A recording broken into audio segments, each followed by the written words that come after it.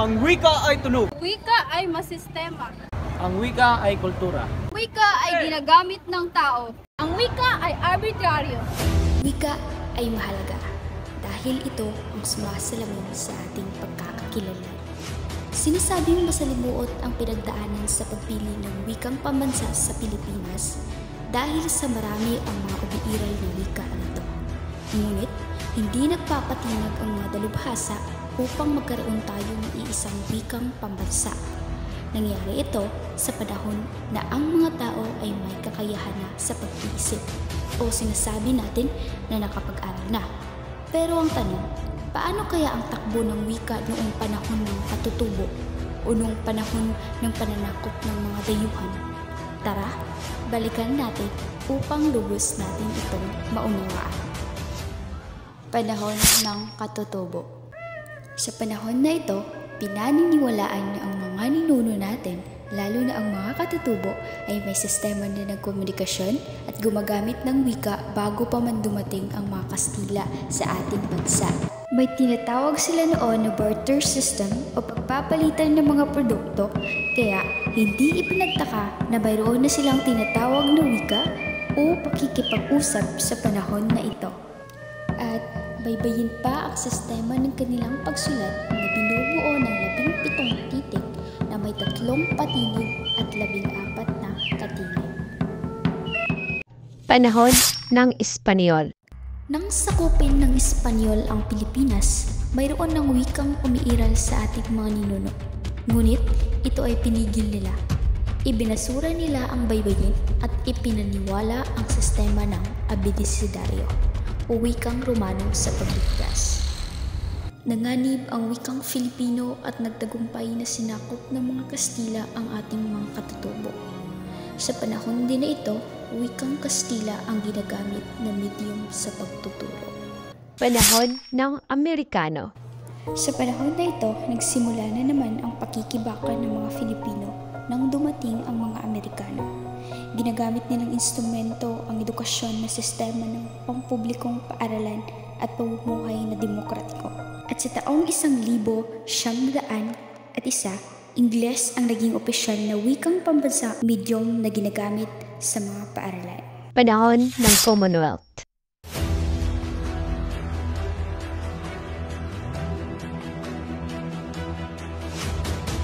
Sa panahon na ito, napagtanto ng Pangulong Manuel L. Quezon na hindi maganda kung walang iisang wika ang bansang kanyang pinanghahawakan o kanyang pinamumunuan. Kaya, sa bisa ng Saligang Batas 1935,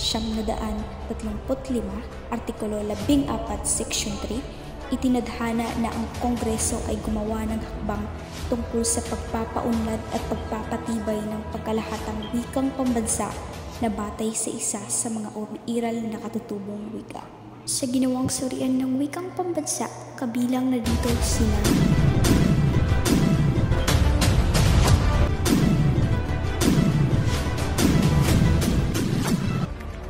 Sa ginawang surian, lumabas na ang Cebuano ay may pinakamaraming wika, kasunod ang Tagalog, pagkatapos ay ang Ilocano.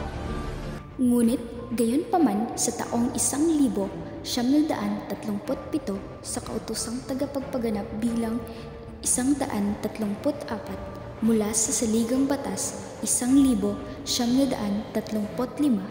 ipinapahayag na ang wikang pambansa ay ibabatay sa wikang Tagalog dahil lumabas sa pag-aaral ng heograpiya na may malaking ginampanan sa pagpapatibay ang Tagalog dahil ito ay dialekto sa Manila na siyang sentro ng kalakalan noon. Sa bisa naman ng tagapagpaganap bilang 263 taong Abril 1, 1940, nagpahintulot sa paglilimbag at paglalathala ng diksyonaryo at balarila ng wikang pambansa. At noong Hunyo 11, 1940, ang wikang pambansa ay ituturo na sa pribado at publikong paaralan, sekundarya at normal. Nang kalaunan sa taong 1955, inilipat ang Linggo ng Wika sa pitsang Agosto 13 hanggang 19 na isinunod sa kaarawan ni Manuel L. Quezon. 1959, sa taon na ito, ayon kay Jose Romero, nakalihim ng Kagawaran ng Edukasyon na tawaging Filipino ang wikang pambansa ayon sa kautosang Panggagawaran bilang 7. Taong 1963, ayon naman kay Pangulong D. Macapagal na dapat awitin ang pambansang awit ng Pilipinas sa titik nitong Filipino na ipinapailalim sa kautosang tagapagpaganap bilang 6 na po. Taong 1967, inanunsyo naman ni Pangulong Marcos na ang lahat ng edifisyo, gusali at tanggapan at pamahalaan ay pangalanan sa Filipino ayon sa kautosang tagapagpaganap bilang 76. Taong 1972, nagkaroon ng mainitang pagtatalo sa Kombensisyong Konstitusyonal kaugnay sa usaping pangwika, kaya sa taong 1973 o Saligang Batas 1973,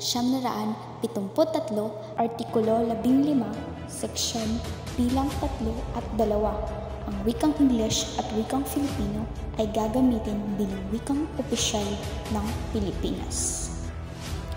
At kalaunan sa taong 1987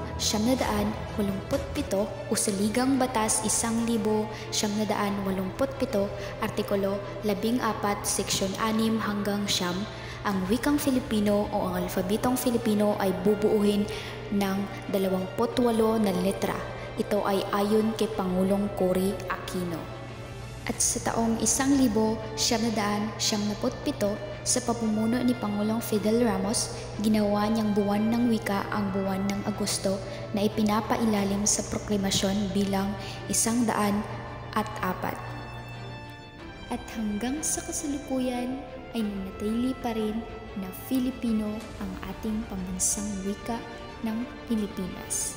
Dahil ang wika ay karugtong ng kultura, ang wika ay kaluluwa ng ating bansa. Ang hindi magmahal ng kanyang sariling wika ay higit pa ang baho sa malansang isda.